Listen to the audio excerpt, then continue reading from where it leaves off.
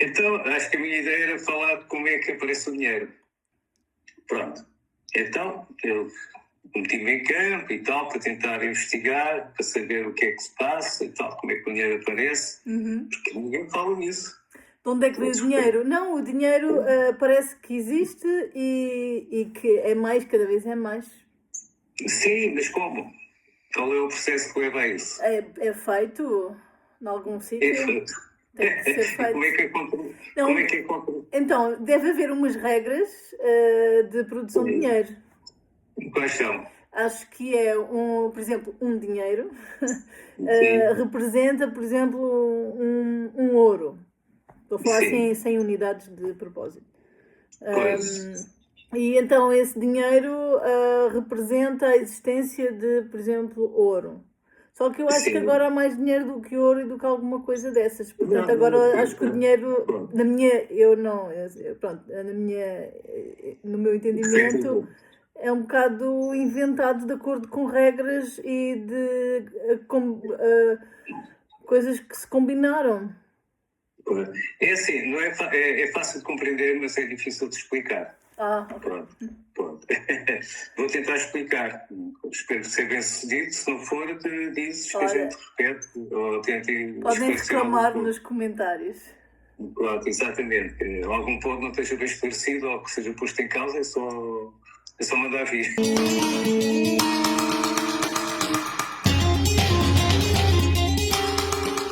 Então é assim, explica lá, de onde é que nasce o dinheiro? Então, o dinheiro, originalmente, os antigos trocavam mercadoria por mercadorias, não é? Sim, Uma vaca troca por troca.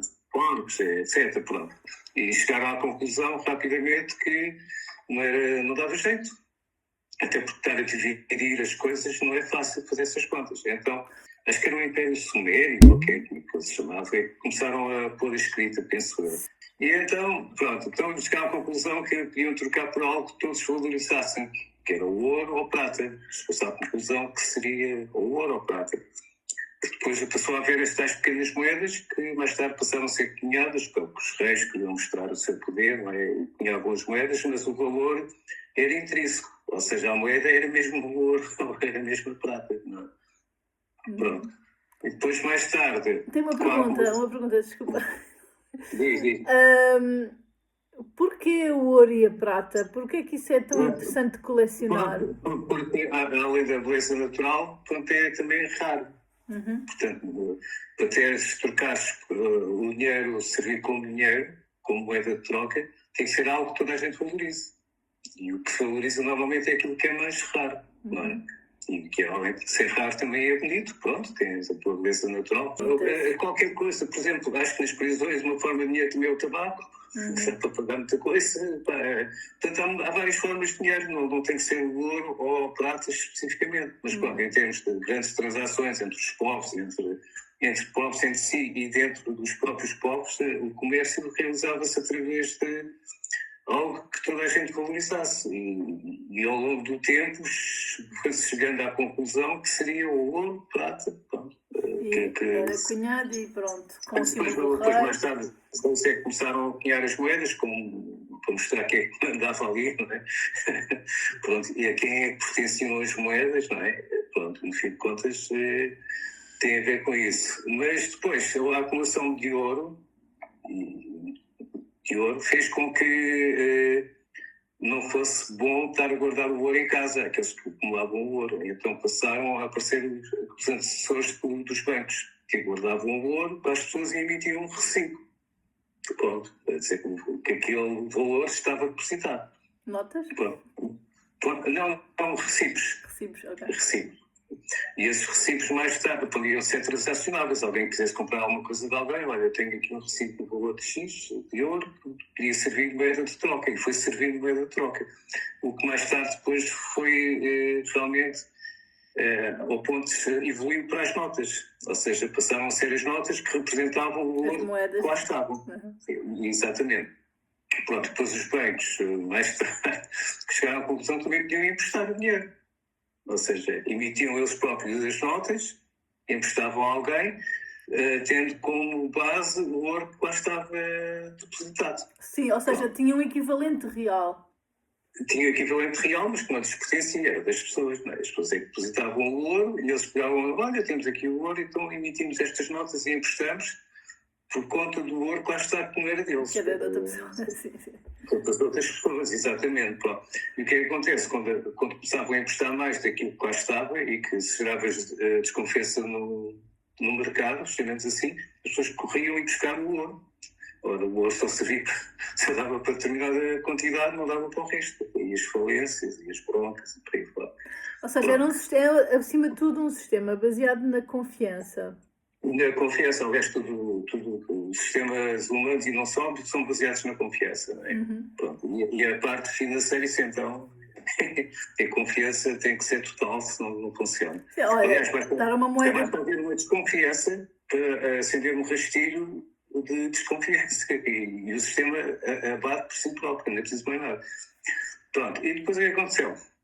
Pronto, isto avançando no tempo rapidamente, chegámos a 1944, salvo erro, em que o sistema de Bretton Woods, uma das potências vencedoras da Segunda Guerra Mundial, na altura já se tinha percebido que a Alemanha não ia ganhar, não é?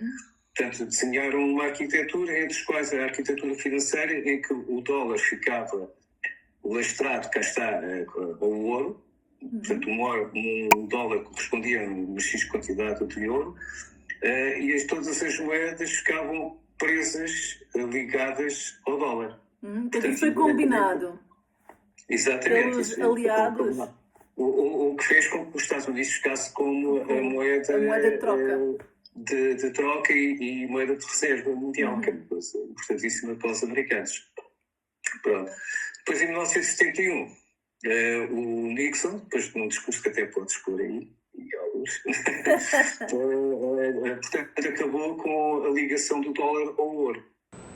I have directed Secretary Connally to suspend temporarily the convertibility of the dollar into gold or other reserve assets, except in amounts and conditions determined to be in the interest of monetary stability and in the best interest of the United States. Okay. Acabou com isso. E ficou livre, ficou sem nada. Portanto, é papel apenas. Só tem valor porque o governo diz que aquilo tem valor e porque é a única forma de pagar impostos. É através daquela nota, digamos, daquela moeda. Assim. Ok, então estamos numa fase em que o ouro já não, nem sequer é relevante. Já não está ligado, esquece, já não tem ligação absolutamente nenhuma. O ouro é como se não existisse. Portanto, é aquilo que é a moeda que existe que só tem valor porque o Estado diz que tem valor. Não está ligado a mais nada. Pronto. Agora chegamos à conclusão então que, e, portanto, as flutuações no mercado das moedas umas com as outras flutuam livremente.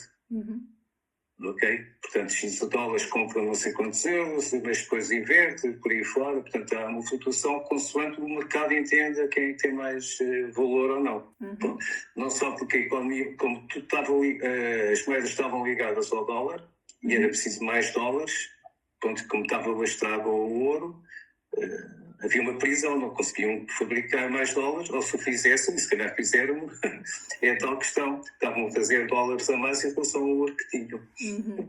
O que é um risco enorme, porque se fizeram isso, o que é que acontece? Imagina que os outros países querem reclamar o ouro. Ficavam sem ouro e ainda ficavam com dívidas, porque os dólares eram muito mais do que o ouro, da quantidade de ouro que tinham lá no Fort Knox, ou que é que eu sei lá, tem lá o ouro guardado. Pronto, e então acabou essa relação.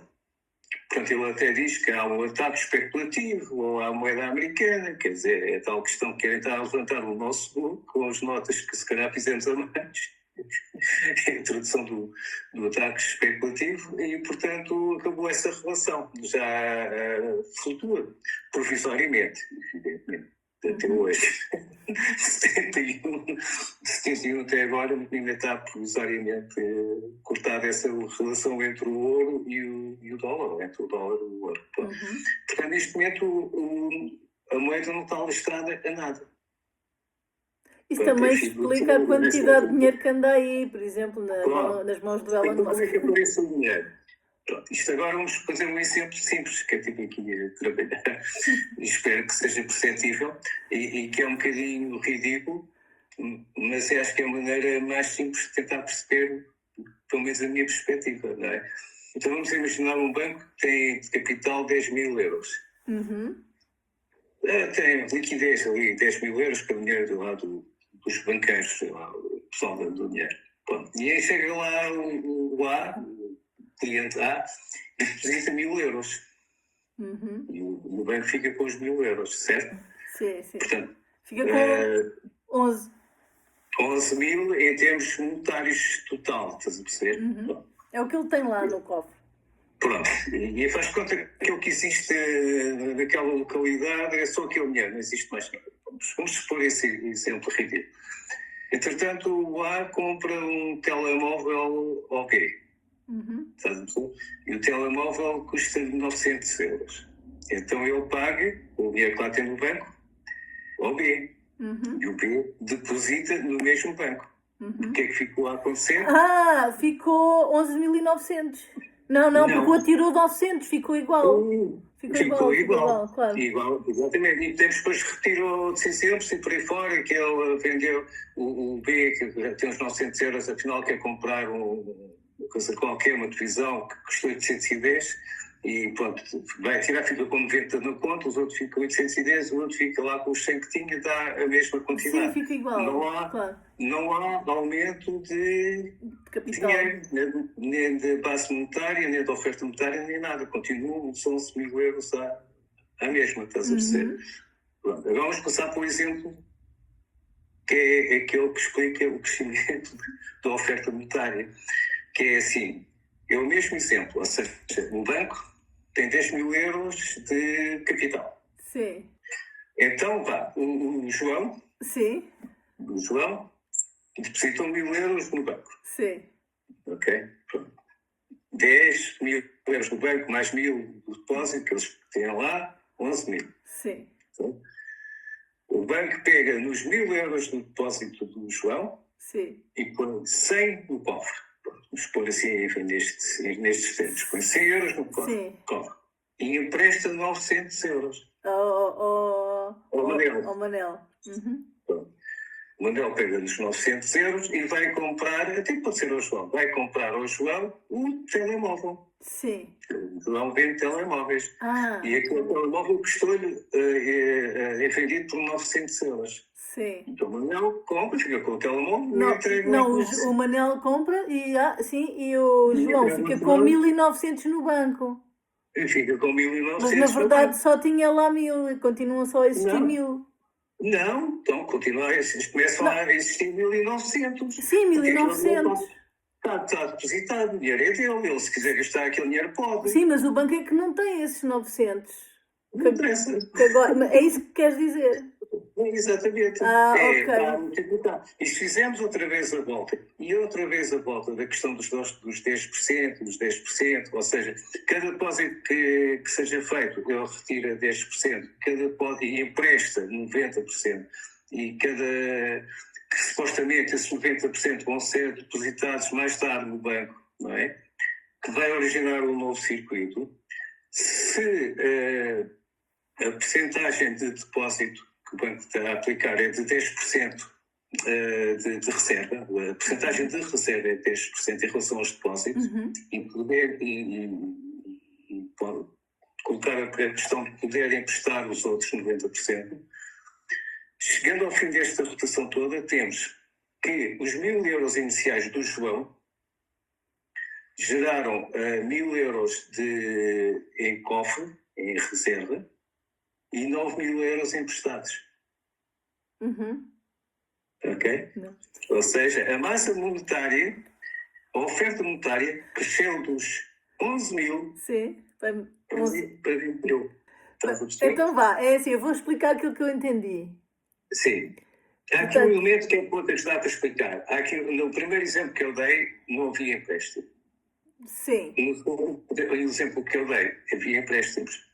E os empréstimos são o efeito multiplicador da oferta monetária. Faz com que haja mais dinheiro, entre aspas. Mas esse dinheiro não é real, é isso? A gente é que acha que há. É isso, mas não é real. O dinheiro deixou de ser real. O dinheiro é apenas são. Pensa assim. Pensa desta maneira. Tu estás a associar às notinhas e às moedinhas, não sei o quê, não é? Normal. Mas pensa assim, o sistema está feito, o que conta é o que está no banco, o saldo bancário de cada mês, ok? Ponto final. Pronto. Esse saldo bancário pode assumir outra forma física, que é qual? É através das notas e das moedinhas. Como? Chegas ao multibanco e transferes o teu saldo bancário para levantas 200 euros, certo? Em notas. O teu saldo bancário reduzir-se de 200 euros, seja o qual for, e passaste a ter 200 euros em notas. Continuas a mesmo com o mesmo dinheiro. A forma dos 200 euros é que alterou. Deixou de ser o saldo bancário, passaram a ser notas de banco. Mas então vá, só resumindo. No primeiro exemplo, o banco tem 10 mil, o João mete lá 1000, depois o João quer Sim. comprar um telefone que custa 900, tira 900, o Paga banco outro e o fica, outro paga o outro põe no... O banco ficou na mesma com 11 mil, e pronto, ficou tudo igual. No segundo, o banco tem 10 mil, o João mete lá 1000, o João... E depois existe o Manel, aparece que é comprar um telefone ao João, por exemplo. Sim. Mas o Manel não tem dinheiro, então vai Exatamente. pedir dinheiro ao banco. O banco Emprestar. do dinheiro do João fica com 100, que é uma base de quê? De reserva, Reserva, porcentagem que ele tem de 10%, reserva. que eles decidirem, e empresta-te os 900. Exatamente. O Manel vai todo contente e compra o telefone ao Manuel. Ao João, desculpa. Ao João. Então, o João agora tem 1000, deposita agora tem 1900. Não tem. Não, mas tem. Sim. Tem, sim, senhor. Sim. E se deres outra volta, agora o do João depositou 900 euros, certo? Sim. E o que é que o banco faz? Vamos tirar daqui. Vai tirar de outra pessoa.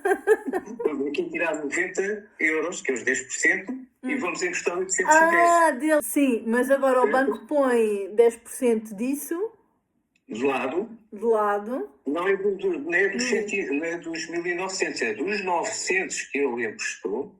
Sim, então Que ele depositou, Sim. certo? Ele vendeu o telefone ao Manel por 900 euros, ficou com 900 euros na mão. Sim. E não quer ficar com o dinheiro, vai transformá-lo da outra forma física, que é no saldo bancário. Sim. Então entrega ao banco. E o banco mete lá na continha dele 900 euros, certo? 1900 que ele tem agora.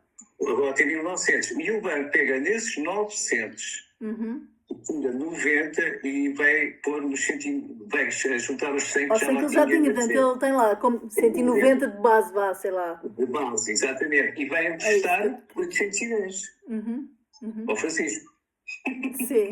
O Francisco pega e compra o telemóvel ao João. Mais barato e tal, mas compra o telemóvel ao João. E o João vai e deposita os 800. O que eu te ia dizer é, então, mas onde é que o Manel e o Francisco, eles depois têm que pagar ao banco? Onde é que eles vão, depois onde é que eles vão arranjar dinheiro? Mas agora o que é que quer dizer? Eu não tenho que pagar já. É por isso que o banco fica com mais dinheiro, porque vai ter o dinheiro desses que depois vão ter que lhes pagar. Porque que é assim? No primeiro exemplo que a gente viu, eles tinham 1000 euros de depósito, ou seja, o depósito é um empréstimo que a gente faz ao banco. Sim. É o passivo do banco. Ok. Mas tinham lá os 1000 euros em dinheiro. E uma coisa contrabalança a outra. Balança a outra. Estás a ver? Fica equilibrado. Não tem problema nenhum. Naquele exemplo que a gente está a dar, dos 10% e mais o dinheiro que eles emprestam, o que é que compensa? Vá lá, vamos recuar um passo para trás, não é? E vamos ficar nos 1900 euros que o João tem lá no banco. Sim. Dos 2 telemóveis que vendeu, ok? Não, vendeu um, né? 1900 foi só um, porque ele já tinha. Não, ele vendeu o primeiro, que é o que originou esta confusão toda. Foi os 1000 euros. Os 1000, já era uma venda, ok. E depois fez a segunda venda dos 900 euros. Sim, vai 1900, sim.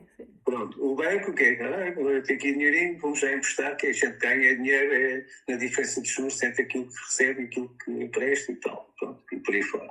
E então, o banco o que é que tem? Ficou com os 100 euros mais os 90, 190 em reserva, e emprestou aquele restante. Ora, se ele emprestou, é um ativo deles. o ativo deles mais a reserva contrabalança o dinheiro que eles têm como passivo, que é um depósito do João. Ok. Estás a perceber? Em termos contabilísticos bate certo. Porque como eles emprestaram dinheiro, é um ativo. Porque está ativamente a andar por aí. Bom, agora, o único problema é se depois o Manel não pagaram. Pode ser outra questão, estás a perceber? Mas eu estou a querer mostrar onde é que o dinheiro aparece, através da dívida. Ok. Porque a dívida fez multiplicar a oferta monetária. Então, neste momento, agora vamos saltar o outro passo para a frente, que ele vendeu já o seu telemóvel. Neste momento, o João tem 2.710 euros, ou uma coisa assim. Anota aí que eu não tenho nada para escrever. Ou seja, tem 1.900 mais 810, 2.000, acho que é 2.710. Exatamente, 2.710. Que ele pode comprar outra coisa a alguém, e outra coisa a alguém, e esse alguém comprar outra coisa a alguém por aí fora. Portanto, esses 2.710 existem no mercado. Na conta bancária dele. Não, e existe uma oferta monetária. Ele pode comprar o que for a alguém, estar em 1.000 euros e comprar uma coisa qualquer a alguém, e esse alguém com esses 1.000 euros comprar 2 coisas, 500 a alguém, e por aí fora. Portanto, a economia, esse dinheiro existe mesmo. Mas é baseado na dívida. Estás a perceber? Sim, então, agora talvez seja um salto demasiado grande. Então, se, por exemplo, imagina que o Trump quer acabar com a dívida, isso é muito mau, então. Não é o Trump, seja quem for que acabar com a dívida, está a reduzir a oferta monetária. E estamos a ficar no primeiro exemplo em que só tens disponível 11.000 euros e acabou. Exatamente, e depois o que é que fazes? O aumento da população e tudo mais, a economia que entretanto se sustentou com a evolução da oferta monetária, percebes? É retirar o dinheiro do mercado, essa oferta diminui. E ao diminuir, o que é que vai fazer? Mais desemprego, menos comércio. Menos circulação. Exatamente, e uma depressão económica, uma depressão pessoal, tudo, estás a perceber? Portanto, isto está tudo a dívida. Porquê é que a dívida tem que aumentar sempre? E porquê é que a economia tem que crescer sempre? A economia tem que crescer sempre para poder pagar a dívida que está para trás. Normalmente só se paga para trás se adquiris nova dívida e por aí fora. Portanto, isto é um ciclo que se vai repetir. É um ciclo que no momento em que parar rebenta. É como uma bicicleta, como um scooter, como pares, queres para o lado, se não metes os pés. É equilibrado. E a economia tem que ir andando. As soluções, mas tem que ir andando. Porque senão deixa de poder pagar as dívidas e ficam para trás. Mas pronto, eu entendi isso do ponto de vista económico, ou de economia, mas e do ponto de vista sustentável, isso é compatível? A médio, curto, médio e longo prazo, que eu não tenho nada, há de ter problema. Não sei quando. Portanto, esse sistema vai ter que implodir em algum ponto. Porque é assim. Depois começa de novo. Há 100 anos, tu compravas com $1, não compras hoje. Uma pastilha. Ou seja, aquele dólar, desde há 100 anos para cá, se calhar desvalorizou 90 e tal %. Certo? Por causa deste ciclo. Certo? Porque depois o que acontece? Porque é que a geração dessa dívida que aumenta a oferta monetária não gera só por si inflação? Porque cá está. Tu adquires a dívida e a dívida aumenta para poder comprar um bem ou serviço.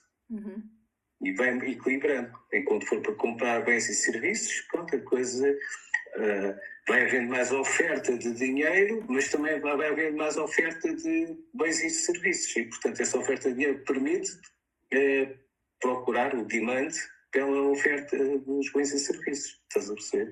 Então, eu agora tenho uma pergunta que já me segue há muitos anos e é: onde é que o Manel vai arranjar dinheiro para pagar ao banco? Então agora vamos fazer esta hipótese. O Manel é canalizador e foi lá resolver um problema ao João lá na canalização. Ele fez um trabalho... lixou-me com o telemóvel, eu agora vou lixar com a canalização. Portanto, vou-lhe cobrar 900 euros. Então me cobra 900 euros ao João. E o João tira os 900 euros do banco e entrega-lhe a ele. Sim. Ok? Pronto. E o que é que acontece tudo? Pronto. Os 900 euros, o banco tem que pegar nos 10 mil euros que lá tinha dele e entregar 900. Sim. Faz conta que não tinha, que é a liquidez que eles têm para mexer neste dinheiro. Sim, porque os 1000 é o tal reserva. Bom, os 1000 são reserva, vocês foram tirar de reserva, depois não tinham para compensar, estás a perceber? Então, faz conta que eles tiram os 900 euros lá dos 10 mil, entregam ao João, porque o dinheiro era dele, e o João paga ao Manel, e o Manel paga ao banco. O banco fica novamente com os 900 euros todos. Mas, entretanto, já tinha mais 900. A dívida desapareceu. Portanto, o banco pega nos 900 euros, este aqui anda bem levantar o dinheiro, pronto, entrega o dinheiro ao João, o João pega ao Manel e o Manel paga a dívida. Sim, aí como não foi empréstimo, porque o João tinha esse dinheiro. Pronto. E o João, neste caso não foi empréstimo, porque o João o dinheiro do João que pagou ao Manel, e o Manel ficou com o dinheiro que é dele. Aqueles 900 euros é do trabalho dele. Ele fez, sim. Mas vai pagar a dívida, para não ficar a dever nada a ninguém. E paga a dívida ao banco dos 900 euros que tinha pedido para comprar o telemóvel. O banco ficou com o mesmo dinheiro, neste caso. Porque neste caso deu não foi empréstimo. Mas no total, no geral da história... Mas a conta, desapareceram os 900 euros outra vez. Magicamente. O que fez aparecer os 900 euros no mercado faz desaparecer com o pagamento da dívida. Se a gente tínhamos visto que a oferta monetária tinha aumentado, porque havia os 10 mil, mais os 1000 euros iniciais, mais os 900 euros da segunda ronda, sim, esses 900 euros desaparecem com o pagamento da dívida. Voltam ao início. Ou seja, no fim de contas, o banco emprestou o dinheiro que não existia. E ganhou dinheiro real, que era dele, não, mas que saiu do outro lado. Acaba por não ganhar, porque quando foi para devolver o dinheiro que o João tinha depositado, tive que ir buscar o dinheiro dele. Estás a perceber? E depois recebe-o por via do pagamento da dívida do Manel. É giro, não é? Sim. Mas espera, mas pronto, isto é mais complicado, porque entretanto há vários bancos, há muita gente, e o João pode ir levantar o dinheiro e pagar outra pessoa que tem dinheiro no outro banco. Sim, sim. Muito bem, mas é assim, mas o banco, quando recebeu o dinheiro não era dele, o dinheiro era do João. Portanto, o banco não perdeu nada. Tem que ter liquidez suficiente para dar resposta aos levantamentos de dinheiro que o João, o Manel, o Rodrigo, toda a gente queira levantar, desde que não vão aumentando. Eles estatisticamente calculam que é muito difícil acontecer até X%. Então tem aquela base de segurança, entre aspas. Mas se houver um pânico de qualquer ordem, se todos nós formos amanhã ou daqui a bocadinho ao banco, garanto que eles não têm lá dinheiro. Então, e se nós formos todos agora ao banco pedir o dinheiro todo que lá temos, o banco não consegue dar? Mas o dinheiro não está lá. Isso é o problema que a gente põe na nossa cabeça, que a gente deposita, que é um termo que é errado. A gente empresta ao banco. A gente não deposita.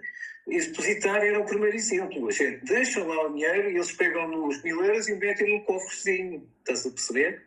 E está depositado. Mas não, eles pegam naquele dinheiro e depois as voltas fazem com que este dinheiro se multiplique. Estás a perceber?